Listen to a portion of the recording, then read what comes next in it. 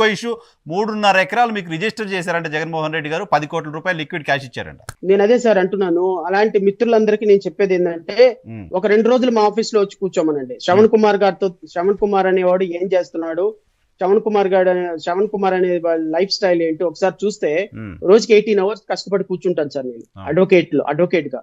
Even ఈ రోజు వరకు ఉండటానికి ఇల్లు లేదు నాకు. ఈ రోజు వరకు నాకేమైనా జరిగితే నా పిల్లలు రోడ్డు మీదకి రావాల్సిందే ఈ రోజు వరకు. అలాగని నేనేమి తక్కువ సంపాదించాల. ఈ 4.5 సంవత్సరాల్లో 20 కోట్ల వరకు సంపాదించుండే నేను ప్రొఫెషన్ లో.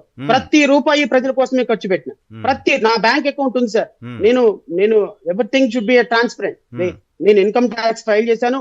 నాకు క్లయింట్లు వేసిన, నేను ఇప్పటికీ హైకోర్టులో 3,000 కేసులు ఫైల్ చేసిన, 3 సంవత్సరాల్లో 3,000 కేసులు ఫైల్ చేసిన లీడింగ్ అడ్వకేట్, హైకోర్టులో లీడింగ్ ప్రాక్టీషనర్ ని. హైకోర్టు వెబ్సైట్ లో శ్రవణ్ కుమార్ పేరు కొట్టుకొని చూసుకోమనండి. ప్రతి కేసులో 5,000, 10,000, 25,000, 50,000 సుప్రీంకోర్టులో కేసులు చేస్తాను, నేషనల్ కన్జ్యూమర్ ఫారం లో కేసులు చేస్తా.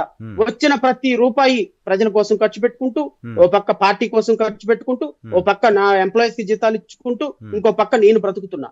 ఇది ఒక ప్రాసెస్ లో నేను సంపాదించుకున్న అమౌంట్ నేను నా రొటేషన్ చేసుకుంటూ నా కష్టం మీద నిలబడిందే కానీ, ఇదిగో శ్రావణ్ కుమార్ గారు ఇప్పుడు నన్ను అభిమానించేవాళ్ళు కానీ, లేకపోతే నన్ను సపోర్ట్ చేసేవాళ్ళు కానీ కొన్ని 100 మంది ఉన్నారు. అందరూ కంగ్రాచులేషన్స్, ఆల్ ది బెస్ట్ చెప్పడం తప్ప, ఇదిగో శ్రావణ్ కుమార్ ఇదిగో ఈ 10 రూపాయలు తీసుకొని ఇచ్చే వ్యవస్థలో ఎవరు లేరు. ఎవరు అంత పిచ్చోళ్ళు కాదు. తెలుగుదేశం ఎజెండాని మోసేస్తే తెలుగుదేశం డబ్బులు ఇస్తుంది, వైసీపీ ఎజెండాని మోసేస్తే వైసీపీ డబ్బులు ఇస్తుంది.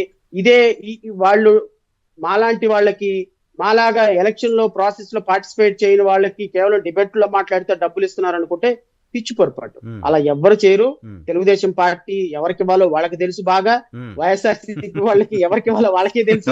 వాళ్ళకు ఉండే క్లారిటీ వాళ్ళకు ఉంటుంది. నాలాంటి వ్యక్తికి డబ్బులు ఇచ్చి మీరు పోరాటాల మీద ఖర్చు పెడతారు కదా, ఎందుకు ఇస్తారు మీకు? మీరు మళ్ళీ నలుగురు ఒకవేళ అలాంటిది ఏదైనా ఉంటే వాళ్ళ డీటెయిల్స్ ఏందో చెప్తే అవి వాళ్ళకే ఇచ్చేస్తాను, రమ్మని చెప్పండి, నో ప్రాబ్లం.